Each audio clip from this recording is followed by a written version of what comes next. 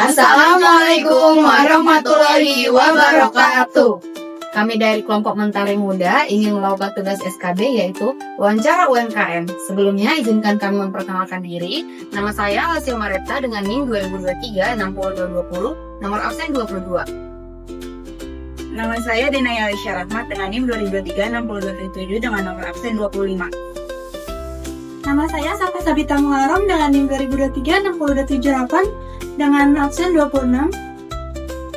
Nama saya Konsa Melika Zanetti dengan NIM 2023 6271 dengan nomor absen 24. Selamat siang semuanya, jadi saya Halsio dari kelompok Mentari Muda akan mewawancarai Bu Lina selaku owner dari Ayam Geprek Mas Gatot. Jadi mewawancarai Bu. Pertama saya akan mempertanyakan tentang aspek umum dan latar belakang usaha.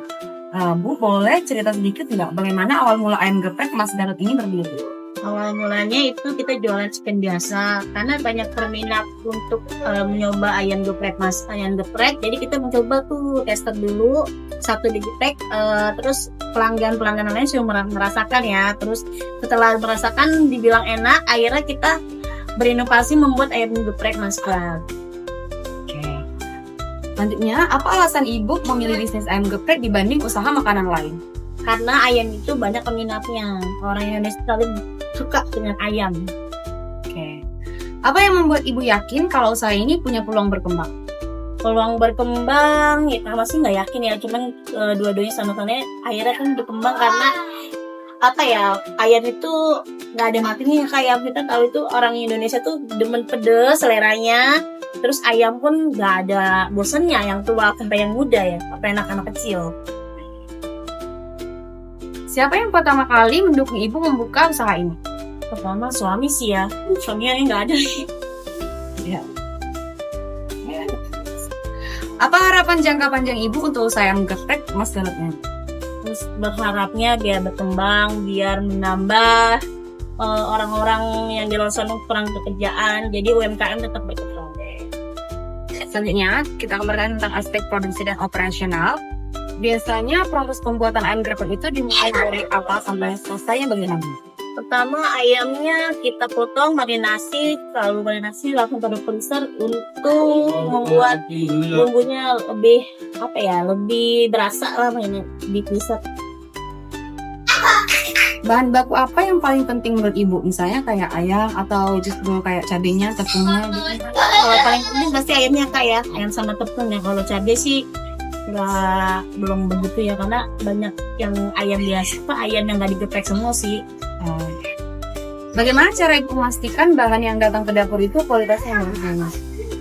Caranya pertama ayam dari kandang itu kita fresh semua. Kalau ayam yang kurang fresh itu biasanya dia bau agak bau ayam gitu ya. Jadi kalau misalnya ayam udah fresh itu dia nggak tercium bau amisnya. Untuk tepung pasti nggak ada putihnya. Biasa kalau udah lama tuh pasti ada putih-putihnya gitu. Apa alat atau peralatan dapur yang paling penting dalam proses memasak? Pasti itu kompor. Kompor, kalau nggak ada kompor nggak mateng. Iya benar banget. Pernah nggak Bu ada kendala saat memasak? Misalnya kompor rusak, minyak habis, atau ayam datangnya telat? Gasnya bocor. Oh iya. Pernah ngalamin gasnya bocor. Sekarang nggak sih jatuhnya gatel? Enggak, tadi kan sebelah kita khusus besar, jadi kita langsung masukin ke got biar dia melembut sendiri tuh udaranya. Oke, terima kasih. Selanjutnya kita akan masuk ke aspek SDM. Nah, saat ini ada berapa karyawan yang bekerja? Alhamdulillah ada 20 orang Kak. Oke. Nah, kalau mau rekrut karyawan baru, biasanya Ibu lihat dari mananya? Biasa sih dari pendidikan terakhir ya. Pendidikan terakhir itu biasanya kita ngambil yang SD SMP, tapi dia mau kerja sama bisa gitu. Tapi kalau SMK kan bisa kerja yang lebih layak ya, soalnya ini gajinya kalau dibilang lulusan SMK jarang ada yang mau, soalnya gajinya di bawah di bawah UMR. Oke, baik. Nah, kalau menurut Ibu, apa tantangan terbesar saat mengatur karyawan? Karyawan paling mengaturnya ada yang loga, ada yang suka ngaret, ada yang suka tidur, kalau dipanggil susah tuh, tantangan banget dah, bikin darah tinggi. Oke. Nah, Apa biasanya yang Ibu lakukan kalau ada karyawan yang kurang disiplin? Kita buat SP1 dulu, tegur dulu SP1, setelah SP1 nggak bisa, baru kita kerja. Oke. Nah, jadi bagaimana cara Ibu memastikan semua karyawan itu mengikuti SOP? Memastikannya dengan cara kita bikin aplikasi absen, itu ada baju, ada pakai seragam, tepat waktu. Kalau tidak memakai seragam, nanti tepat waktu maka dipotong gaji. Oke. Nah, sekarang kita akan masuk ke aspek pemasaran dan pelanggan. Apa cara yang paling sering dipakai Ibu untuk menarik pelanggan? Biasanya kita buat Jumat itu buat jual dengan sistem Jumat berkah. Kita bagiin kayak ada free minuman seperti teh pucuk, teh kotak, kayak air minum juga sih Kak. Oke. Nah, apakah Ibu bisa memakai media sosial untuk promosi? Saat ini belum ya Kak ya, soalnya kita udah pemesanan itu udah meludak Kak. Untuk itu nanti kita akan belajarin. Baik. Keluhan pelanggan yang paling sering muncul apa Ibu? Keluhan pelanggan karena saat ini kan ayam lagi mahal nih Kak. Keluhannya ya ayamnya agak kecil, ya malah kita menyesuaikan harga ya dengan budget 10.000 ya ayamnya ukurannya kita kecilkan. Oke. Lalu bagaimana cara Ibu menangani keluhan pelanggan tersebut?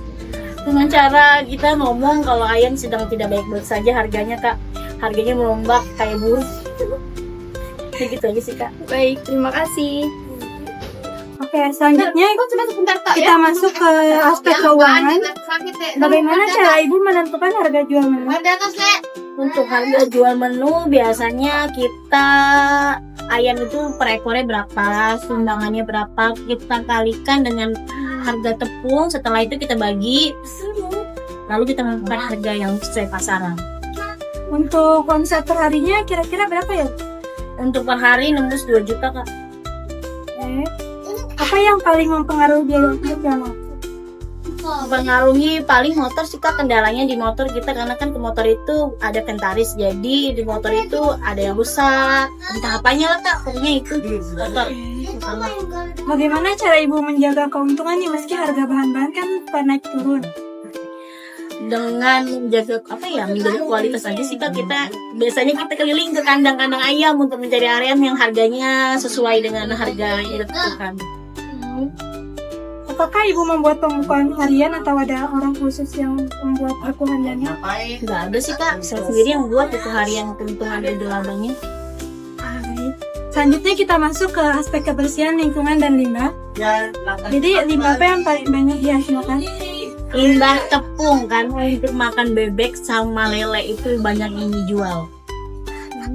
Bagaimana cara membuang minyak goreng bekas? Kita ada platform Kak, kita biasanya dia hubungin kita berapa minggu sekali, itu mungkin 8 minggu.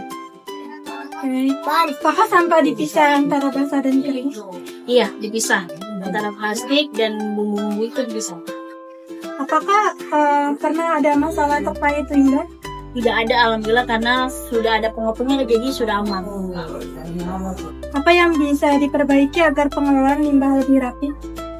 Mungkin ambil rapi antara minyak sama itunya mungkin lebih harus rapi lagi ya. Tepung, karena banyak tepung itu ada yang bekas endepan di minyak itu agak kurang rapi sih sebenarnya. Apakah ada rencana membuat dapur lebih ramah lingkungan? Ada rencananya, kita bakal beli rumah produksi Kak. Oke, terima kasih Bu. Sama-sama. Selanjutnya saya akan bertanya kepada Ibu Lina tentang SWOT, yaitu Strength, Weakness, Opportunity, and Threat.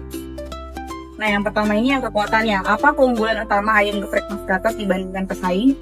Keunggulannya dia ayamnya gede, tidak banyak tepungnya, terus sambalnya pun kita punya ciri khas dengan memakai minyak bumbu. Apa yang membuat pelanggan kembali membeli? Kembali membeli karena ayam cukup besar daripada kompetitor lain. Bahan atau proses apa yang membuat rasa makanan kan? Marinasinya Kak. Apakah lokasi usaha menjadi salah satu kekuatan? Iya, suatu usaha harus ada tempat strategis ya, dari kontrak, dari kos-kosan, dari para penduduk lah. Apakah Ibu punya pemasok tetap yang berkualitas? Ada. Nah, selanjutnya kita ke kelemahannya. Kendala apa sih yang paling sering muncul dalam operasional? Paling munculnya banyak brand baru, kompetitor baru yang pengaruh ya, karena dia jual barang yang cukup murah. Dari harga 10.000 ada yang jual 7.000, 8.000. Nah, apakah ada keterbatasan modal, peralatan, atau SDM? Tidak ada alhamdulillah saat ini. Produk atau layanan apa yang paling sering dibutuhkan pelanggan? Paling cabenya. Cabenya kenapa tuh? Cabenya agak kurang pedas karena cabenya kadang-kadang kan dari Bogor tuh ada yang gede-gede tapi gak ada rasa pedesnya. Oke. Apa proses yang menurut Ibu paling perlu diperbaiki?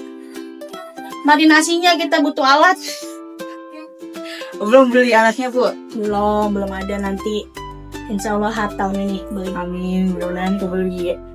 Terus yang selanjutnya, apakah usaha sangat bergantung pada satu pemasok? Tidak. Usaha tidak dengan pemasok. Karena kan pemasok kita banyak ayam. Selanjutnya ke peluang. Apakah ada peluang menambah menu baru? Ada ayam celup sama ayam cabai hijau.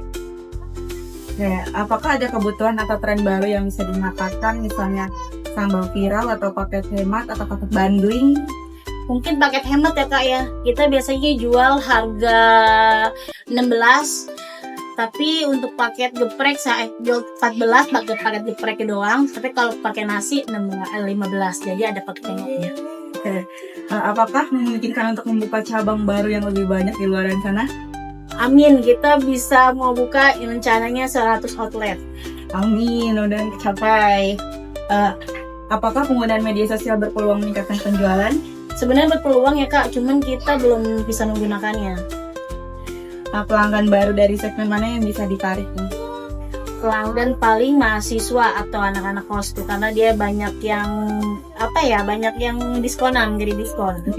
Iya, bener banget. Nah, yang selanjutnya terakhir itu ada ancaman. Nah, persaingan terbesar berasal dari mana? Persaingan besar dari UMKM yang mana ya? Yang franchise ada, cuman yang kompetitor itu yang paling besar tuh yang selalu menjatuhkan harga ya, sebenarnya dari harga pasaran kita 10 dia bisa 7 apa 9. Jadi kalau orang beda 1.000 perak pun lari, tapi sih tergantung rasa ya, karena orang pertama itu rasa-rasa dulu, setelah tahu rasanya nggak enak baru kita lagi. Benar banget. Nah, apakah harga bahan baku sering naik dan mempengaruhi keuntungan? Sering naik. Bulan ini melambung tinggi harga ayam sama cabai, jadi keuntungan cuma berapa persen doang. Udah lama. Apakah lokasi ini udah terkena masalah seperti banjir, kecelakaan, atau perubahan kebijakan? Nggak ada tuh. Apakah ada risiko kehilangan karyawan? Nggak ada tuh Kak. Nggak ada. Berarti belum ada yang resign. Belum ada yang 5 tahun, ada yang 6 tahun, bahkan dari zaman saya belum punya apa-apa, sekarang masih ada orangnya. Oh, berarti pada betah ya Ibu. Nah, yang terakhir nih, risiko apa yang paling dikhawatirkan dalam bisnis ini? Resikonya paling khawatirkan apa ya? Kayaknya belum ada tuh saat ini deh. Ya, berarti belum ada ya Bu. Sekian, terima kasih. Sudah dulu mau kemana? Mau ke atas ya sudah. Terima kasih ya Ibu sudah mau diwawancarai. Sama-sama. Nah, setelah kita mewawancari Ibu owner Chicken Mas Gat, selanjutnya saya akan mewawancari karyawan Chicken Mas Gat. Halo, dengan kakak siapa? Febri. Ya. Oke. Kakak bekerja di Chicken Mas Gat sudah berapa lama? Ya, aku baru 1 bulan sih. Cuma, iya, aku baru 1 bulan aku.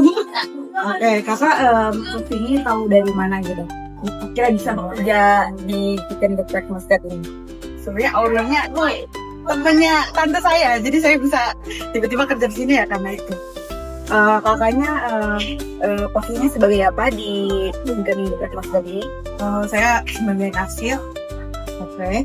Saya mau nanya, keterampilan atau skill apa yang dibutuhkan untuk bekerja di posisi kakaknya? Fokus sih. Jangan sampai salah ngembaliin duit orang, ngitung-ngitung juga. Ya, sebentar itu aja. Apakah Chicken Mas Gat ini menggunakan layanan GoSend atau GoFood, ShopeeFood, atau layanan pengantaran lainnya dalam pekerjaan sehari-hari? Ini untuk pesanan orang biasanya pesen dosen sih, nggak yang langsung nyambung di GoFood itu belum. Untuk saat ini. Berarti untuk saat ini belum ya Kak. Untuk pembayaran, apakah Chicken Market ini sudah menggunakan metode cashless seperti kiri? Tidak. Gimana sih sistem pengelolaan atau pembuangan limbah dari kegiatan usaha Chicken Market ini? Oh, biasanya ada tempat untuk misahin limbahnya untuk tepung, minyak, dan ya itu doang itu dua. jadi dikiloin biasanya limbahnya. Untuk misahin. Ya. Oke, baik, terima kasih Kak. Sekian hasil wawancara kami. Terima kasih.